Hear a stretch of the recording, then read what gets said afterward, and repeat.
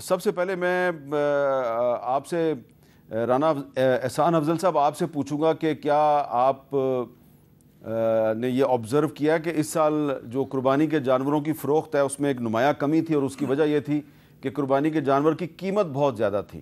تو یہ کیوں قیمت بہت زیادہ کیوں تھی اس سال؟ بسم اللہ الرحمن الرحیم. سب دیکھنے والوں کو عید مبارک. دیکھیں، جو قیمت کا تعین ہوتا ہے وہ تو سپلائی ڈیمانڈ سے ہوتا ہے، کاسٹ سے بھی ہوتا ہے، لیکن سپلائی ڈیمانڈ ڈٹرمن کرتی ہے. اگر قیمت برقرار رہی جانوروں کی تو اس کا مطلب ہے کہ ڈیمانڈ سٹرونگ تھی، اور اگر تو سپلائی زیادہ ہوتی تو پھر قیمت گر جاتی. تو ڈیفینیٹلی میں بھی بکرا لینے گیا تھا، خود لینے گیا تھا، اور بکرے تو مارکیٹ میں موجود تھے لیکن قیمتیں زیادہ تھیں.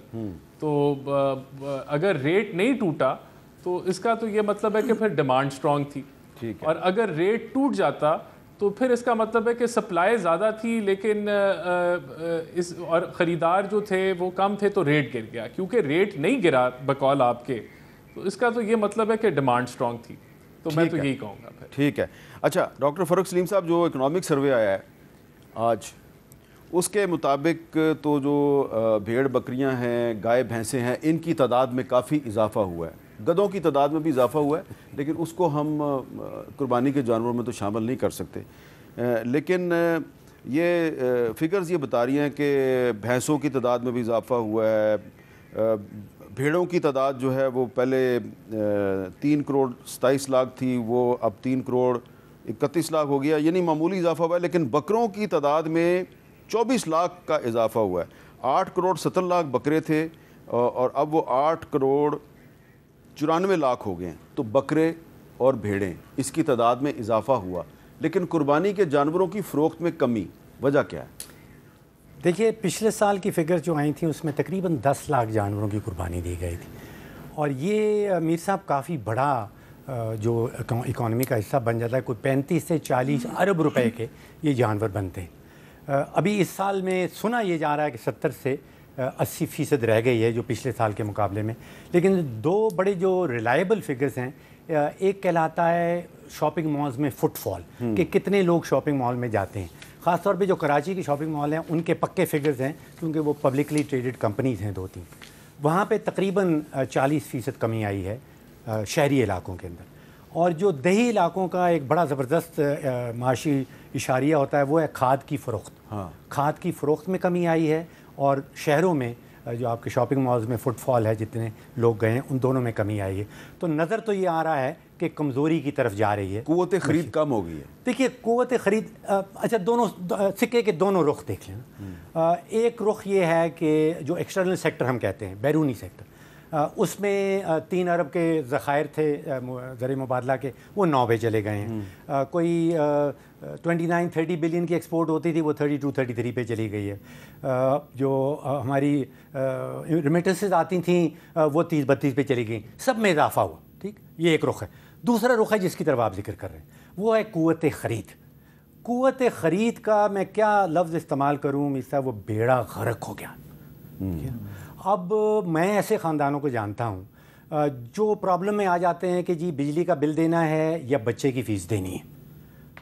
اچھا، ایسے بھی کچھ خاندانوں کو میں جانتا ہوں جن کے اگر 2 بچے اسکول میں جا رہے ہیں تو وہ کہہ رہے ہیں جی کہ بجلی کا بل دینے کے بعد ہم سوچ رہے ہیں کہ کس بچے کو اسکول سے نکال دیا جائے. اب آپ یقین کیجیے والدین کے لیے یہ فیصلہ کرنا کہ کس بچے کو، یہ بہت مشکل فیصلہ ہے.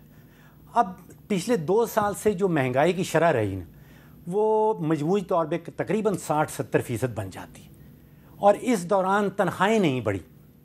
اب آپ ورلڈ بینک کا اشاریہ دیکھ لیجئے، جو قوت خرید کی آپ بات کر رہے ہیں وہ آپ کو نظر آتا ہے شرح غربت میں. اچھا، وہ ہے جی Pakistan poverty rate rises to 44.7% under new world bank thresholds. 44.7. اس کا کیا مطلب ہے؟ اس کا مطلب ہے 45% پاکستان کی آبادی غریب 10 کروڑ. آپ اندازہ کیجیے 10 کروڑ کتنا بڑا نمبر ہے، وہ شرح غربت سے نیچے رہ رہے ہیں اس وقت.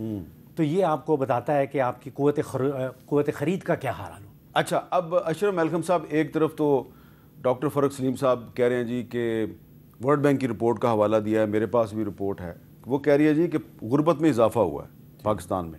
لیکن آج وزیر خزانہ صاحب نے کیا کہا، ذرا سنیں. Inflation has been a fantastic story for Pakistan. اگر آپ پاکستان کی انفلیشن کو دیکھیں جو ہیڈ لائن انفلیشن یا سی پی آئی انفلیشن یہ 29% سے کراس کر گئی تھی 2023 میں. پچھلے سال تقریباً اس وقت 23% کے قریب تھی. الحمدللہ now is 4.6%. So I think we have moved in the right direction.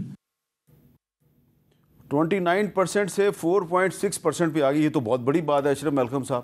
جی بالکل جو ٹھیک کہہ رہے ہیں فائنانس منسٹر صاحب, لیکن اس میں دو چیزیں امیر صاحب آپ کو دیکھنی ہوں گی. نمبر ایک سوال تھا آپ کا کہ یہ بکروں کی تعداد بڑھی ہے لیکن قوت خرید کم ہوئی ہے. آج فائنانس منسٹر صاحب نے کہا کہ یہ پاکستان کی اہم فصلیں ہیں, بڑی فصلیں ہیں, اس میں 13.5% سے زیادہ کی کمی ہوئی ہے. اس کمی کا نقصان کیا ہوا؟ لوگ بڑی فصلیں چھوڑ کے لائف سٹاک کی طرف آ گئے. اس میں بکروں کی تعداد تو بڑھ گئی لیکن جو گندم بیچ کے مکئی بیچ کے چیزیں جو اہم فصلیں بیچ کے پیسے آتے تو وہ پیسے نہیں آئے. ایک سال کے لیے پیسے ہولڈ ہو گئے. اب قوت خرید کسی کے پاس ہے نہیں. دوسری طرف پاکستان کی اکانومی میں جب تک لارج اسکیل مینوفیکچرنگ نہیں بڑھے گی, ریئل گروتھ نہیں ہوگی. اس کی 1.47% مائنس ہے. پچھلے سال کی نسبت کم ہوئی ہے. لارج اسکیل کا مطلب ہے ہزاروں لوگوں کو نوکریاں ملتی ہے, مزدوروں کو نوکری ملتی ہے, ان کے پاس پیسہ آتا ہے, ان کی قوت خرید بڑھتی ہے. وہ آپ کی مائنس ہو گئی. ہم اس چیز میں ہمیشہ بڑے ماہر ہیں, بکس دکھا کے یہ فلاں ہو گیا فلاں ہو گیا. اب جو ہماری انفلیشن گری ہے اس میں کتنا کردار ہے آپ کا؟ آپ نے کیا کیا؟ بجلی کے ریٹ کم کیے ہیں؟ نہیں کیے. پیٹرول کی قیمتیں کم کی ہیں, جتنی قیمت کم ہوئی آپ نے اتنا ٹیکس لگا دیا. 78 روپے پر لیٹر ہم اس پر پیٹرولیم ڈیولپمنٹ لیوی فی لیٹر دے رہے ہیں. پیٹرول پہ 78 روپے, ڈیزل پہ 77 روپے. جتنی آپ کو باہر سے کنسیشن ملی آپ نے اتنا ٹیکس لگا دیا. کمی کہاں ہوئی؟ کمی جو کسان کی گندم حکومت نے ریٹ 3900 روپے مقرر کیا ہوا ہے, 2200 روپے میں 2 سال سے گندم نہیں خریدی کسی نے. گندم انتہائی سستی ہوگی. اس نے اس چیز کو ہٹ کیا کہ آپ کی مہنگائی کی شرح کم ہوگی. آپ نے مہنگائی کی شرح کم کی ہے, بالکل کی ہے, لیکن اس غریب کسان کی کاسٹ پہ. اچھا, مہنگائی کی شرح اگر کم ہوئی ہے تو یہ ورلڈ بینک کیوں کہہ رہا ہے کہ غربت بڑھ گئی ہے؟ ہاں, وہ انکم نہیں بڑھی. مہنگائی کی شرح کم ہوگی لیکن اس کے ساتھ ساتھ لوگوں کی غربت بڑھانی تھی. دوسرا اس میں ورلڈ بینک میر صاحب ایک اور بھی ہے, انہوں نے غربت کا کرائٹیریا پچھلے دنوں چینج کیا ہے. پہلے جو غربت کی شرح تھی اس میں 3 پوائنٹ کچھ اتنے ڈالرز کا تھا, اتنی انکم ہوگی تو وہ غریب ہوگا. اب اس کو 4% سے زیادہ کر دیا. ابھی وہ فائنانس منسٹری کا آج ہی ان سے سوال بھی ہوا تھا اورنگزیب صاحب سے. انہوں نے کہا تھا کہ مجھے وہ رپورٹ ہم نے دیکھنی, آفیشیل میں ملی نہیں. ورلڈ بینک تو 2 نمبر ڈاکومنٹ نہیں ہوتا. یہ آپ کو رپورٹ مل گئی, آپ کو سوچنا چاہیے کیا ہوا ہے. کیوں ہم جو ایگزیکٹ نمبر 10 کروڑ 70 لاکھ شاید لوگ ہیں جو پاکستان میں خطے غربت سے نیچے ہیں. 10 کروڑ 70 لاکھ بہت بڑی تعداد. ویسے یہ بتائیں, لوگ یہ جاننا چاہیں گے آپ نے بکرا کتنے کا خریدا اس دفعہ؟ بکرا سر ہم تو عام طور پر نہیں خریدتے, اپنے ہوتے ہیں ہمارے, لیکن ایک بکرا خریدنا پڑا.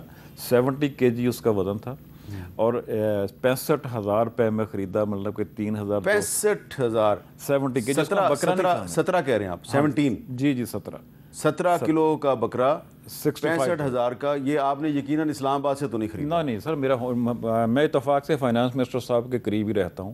وہاں کا ریٹ ہے جو کہ ایک دیہاتی ایریا, یہ ٹوبا ٹیکس ہے جی. اچھا, وہاں کا بکرا 17 کلو کا بکرا جو کہ روٹین میں ہم نہیں, کیونکہ اسلام آباد میں تو 17 kg کا بکرا تقریباً 80-90 ہزار کا بک رہا تھا. شاید اس سے بھی زیادہ ہو جی. اس سے بھی زیادہ.